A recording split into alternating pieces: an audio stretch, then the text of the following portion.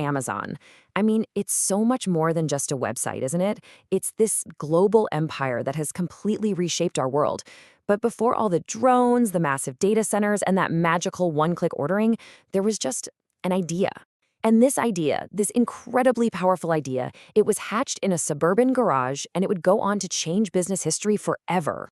Yeah, this whole idea of disruption, it's just baked right into Amazon's DNA. But it's so easy to forget, isn't it? We see this multi-trillion-dollar company famous for its aggressive innovation, and we forget that it all started with a single, unbelievably risky bet. And that, right there, is the big question.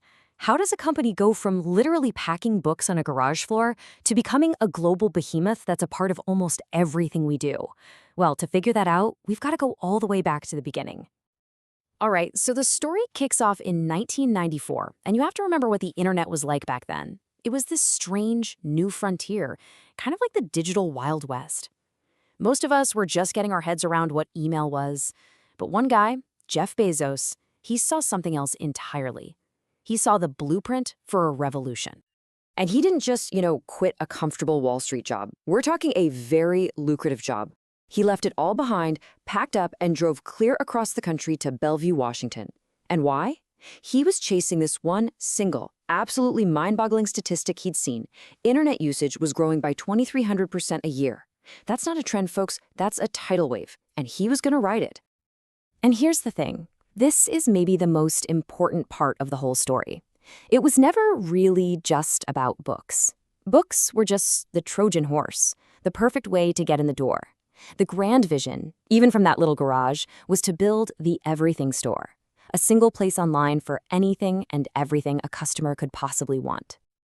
And so the work began in the most cliché, the most iconic startup setting you can imagine, a humble garage.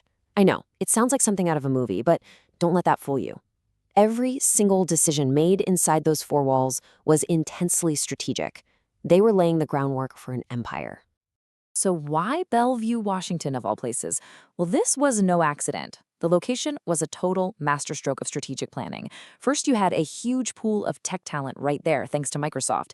Second, it was close to a massive book warehouse, which was perfect for logistics. And third, and this was crucial, its smaller population meant really favorable tax laws.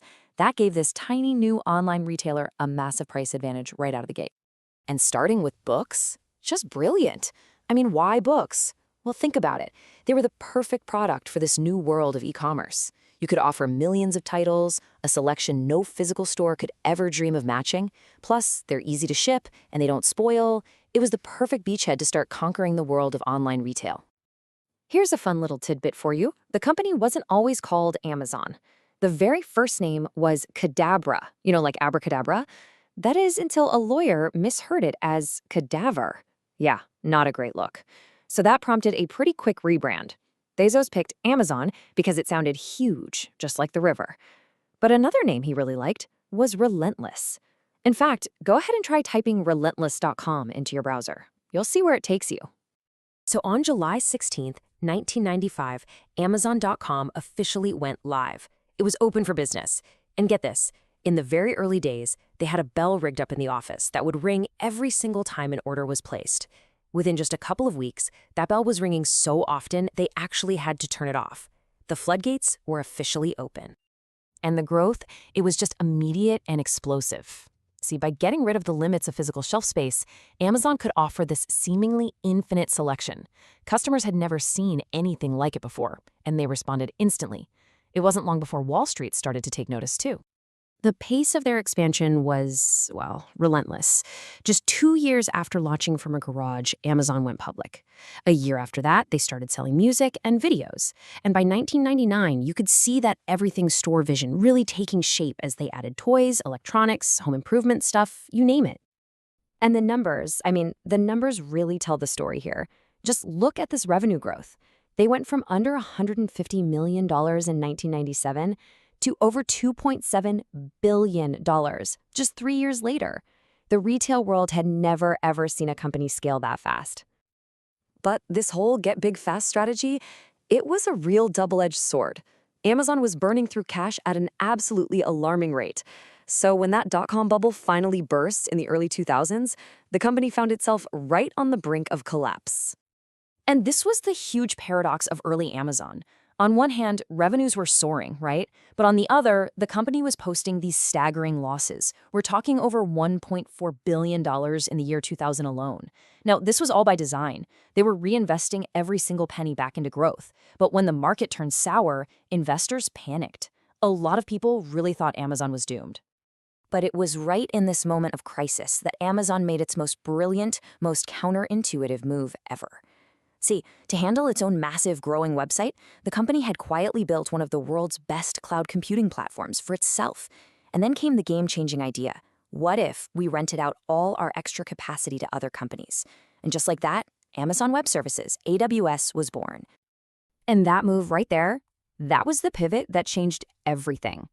AWS started Amazon's transformation from just an online retailer into a truly diversified tech powerhouse. Suddenly, it was a giant with massive revenue streams that had nothing to do with selling products in boxes. From that point on, the expansion just accelerated into every corner of our digital and physical lives. You had strategic acquisitions like Audible for audiobooks and Twitch for gaming. Then there was the massive $13.4 billion purchase of Whole Foods, pushing them deep into groceries. And the whole thing was supercharged by Prime, their subscription service that locked in hundreds of millions of loyal customers. So if we fast forward to today, the result of all that diversification is crystal clear. Yeah, online stores are still the biggest single piece of the pie, but AWS, it's a massive, hugely profitable business all on its own. And when you add in all the money from third-party seller services and a booming advertising business, you start to see the complex, multifaceted giant that Amazon has become. So, after all of that, the huge risk, the explosive growth, the near collapse, and then total dominance, what's the secret sauce? What's the one core principle that took a little startup in a garage and turned it into a global empire? Well, if you ask Jeff Bezos or anyone at company, they'll tell you it all boils down to one thing: customer obsession. This relentless philosophy, the idea of starting with what the customer needs and working backwards from there, that has been the engine behind every major innovation, from one-click ordering all the way to the entire Prime ecosystem. Really, the story of Amazon is the ultimate proof that a single idea, when you back it with relentless ambition and a truly long-term vision, can absolutely change the world. And it kind of makes you wonder, right?